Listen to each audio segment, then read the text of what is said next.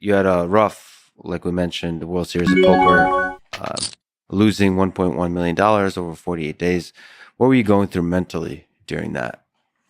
So here's the thing, I do, like you said, I do a YouTube vlog every day. So I Yes. kind of share my thoughts. And listen, I can edit that thing and keep out the bad stuff, but I think it's more authentic and genuine to show people the actual struggles and the pain that I go through, without it. And I'd say the one thing I'm most proud of throughout the entire thing is the resilience, because there are moments you see me where I'm broken. I'm just like, I can't take it. I broke a selfie stick this year. Like, I was filming it because, I do for my vlog. I smashed the stick, threw it in the corner, right? It's just, that was my like hit rock bottom moment. And then I put the camera on me and I was like, all right, I let people see it. But mentally it was very difficult because there was a feeling of hopelessness where I was making good decisions. Like, I genuinely felt like I'm playing really, really well.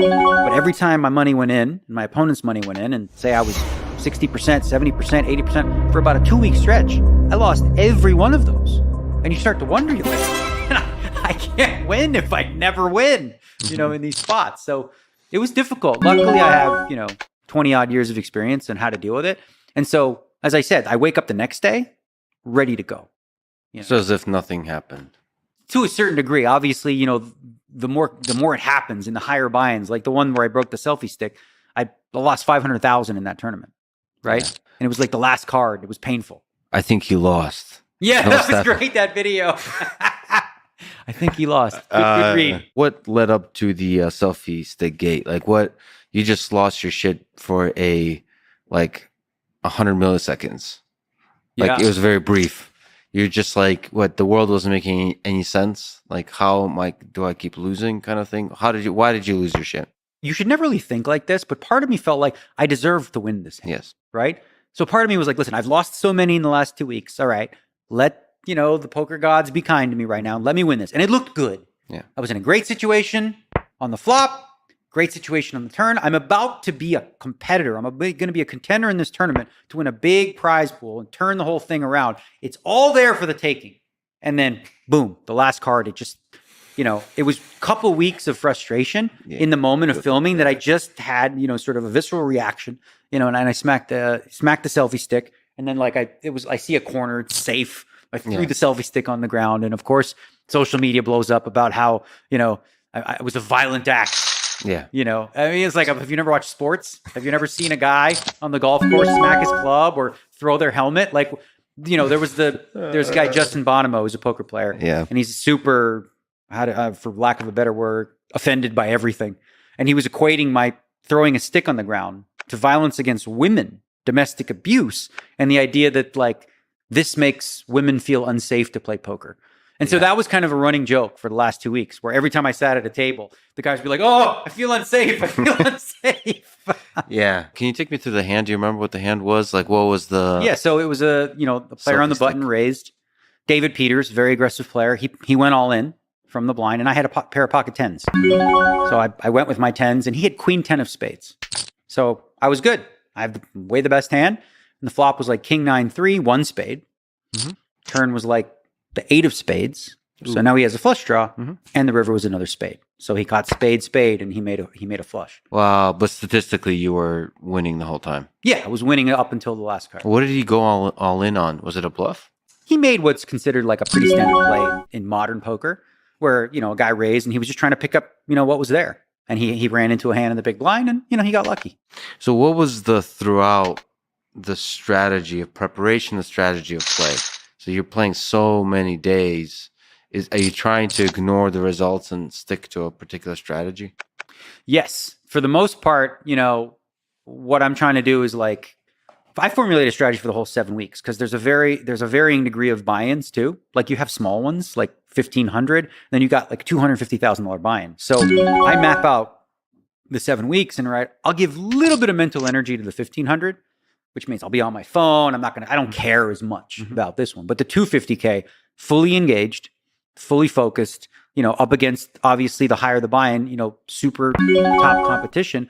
And, as far as strategy goes, focusing on each day, playing the best I can, not the result. Because if you focus on the result, you're focused in the wrong place. Your focus should be on the decisions you actually make, right? And if you're making good decisions consistently, you have to continue to do that. The frustrating part is this: with poker, unlike chess or other things, making the best possible decision doesn't mean you win. Often you lose. You don't in chess. Well, Magnus Carlsen has also talked about that.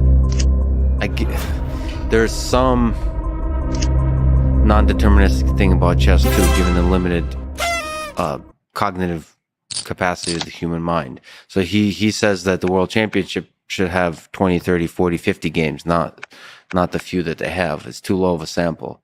So in that sense, the high stakes poker tournaments are very too low sample. Sure, yeah. Well, when you think of the World Series of Poker, so as you said, I lost about 1 million, right? In one tournament, that was 500,000. Yeah. So then, like a few others here of high buy-in tournaments. So the sample or the amount was, 40, 50 total tournaments with, high variance. And if you don't run well or do well in the highest buy-ins, you're going to have a losing summer.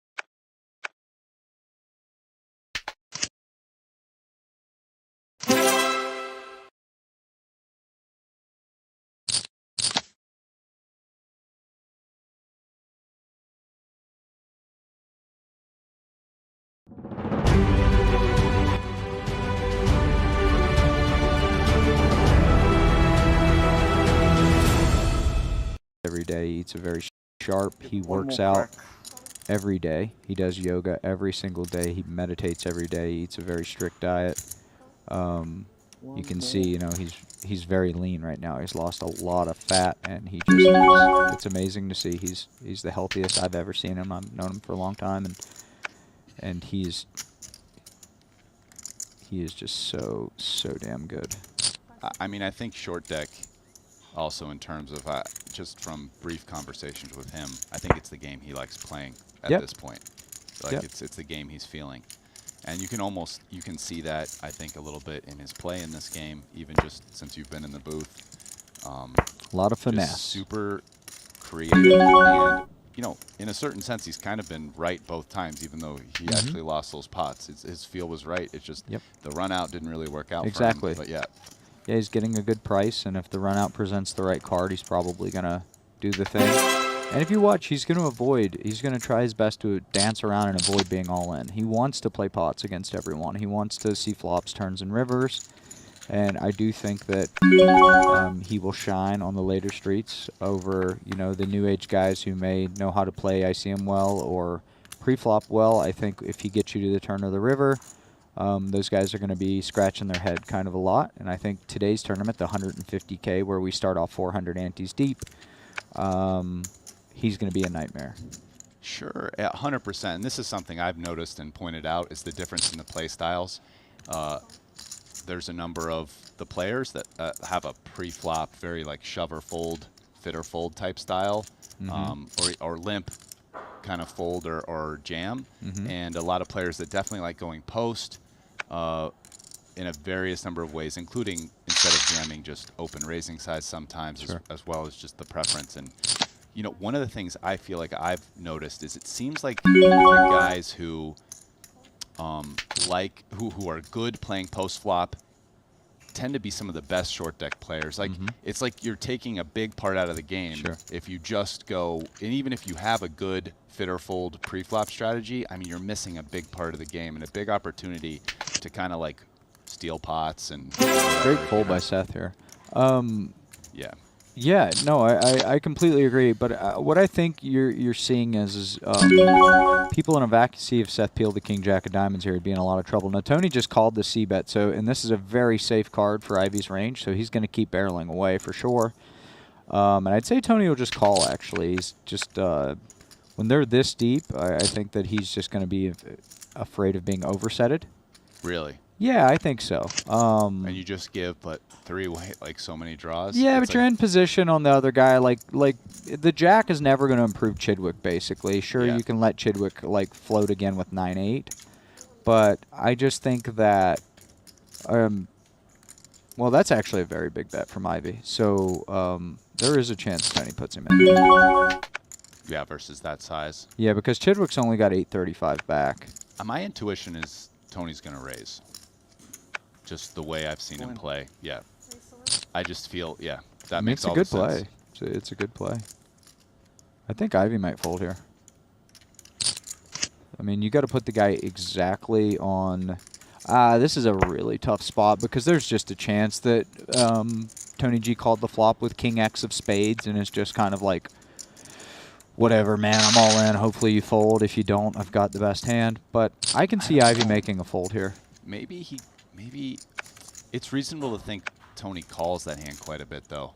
Yeah, yeah. Like, But I mean, not you're just wanting to chopping risk with it. value a ton, right? Like, I mean, obviously, if Ivy, ends up folding King Jack, then that would be a great way to play King X of Spades. But I don't know. Just having watched Tony play.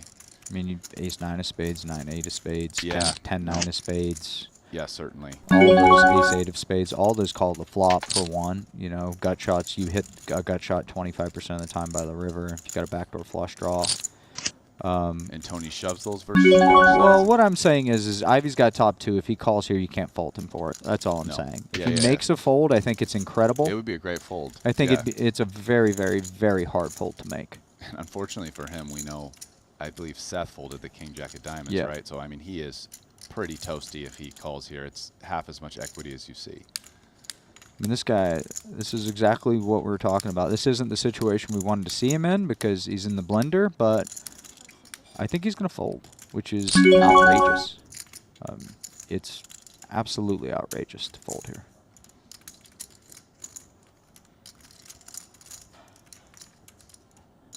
Yeah, I mean, I made the observation before. I mean, when Ivy's on, it is amazing how far he can go in he goes in tournaments consistently. He's unbelievable. So, and I mean, if he folds here, it'll be precisely because of folds like this. Yep. Right. Whenever he was on his big heater in Cyprus, winning everything, I came up and I talked to him about it, and we were just talking about life in general, and he said something that really stuck with me where he said, Tony. there's good table talk, I'll wait. Yeah.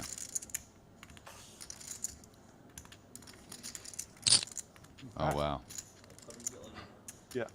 But yeah, he said to me, you Now got he's to getting Tony to react a little here, right? I mean, Tony will give a little smile this, and now, okay, anyway, what do you say? Yeah, he was talking about winning and losing with grace and talking about how much luck there just is involved in life and in poker. And I just thought it was a really cool thing to hear him say. He was winning his second tournament of the week, and it was just him and I. There was no one around. He didn't have to be politically correct. And he just said, yeah, I mean, I'm running hot, and, you got to take it with grace. Sometimes you're the big loser, and some weeks you get a great week like this. And he's, like I said, he's just in a fantastic headspace. Scary guy to play against right now. Yeah, I've played with him some in the big mix game at the Aria. He didn't play the last time, but I've gone 3 times so far this year, and he played the first 2 in January and March.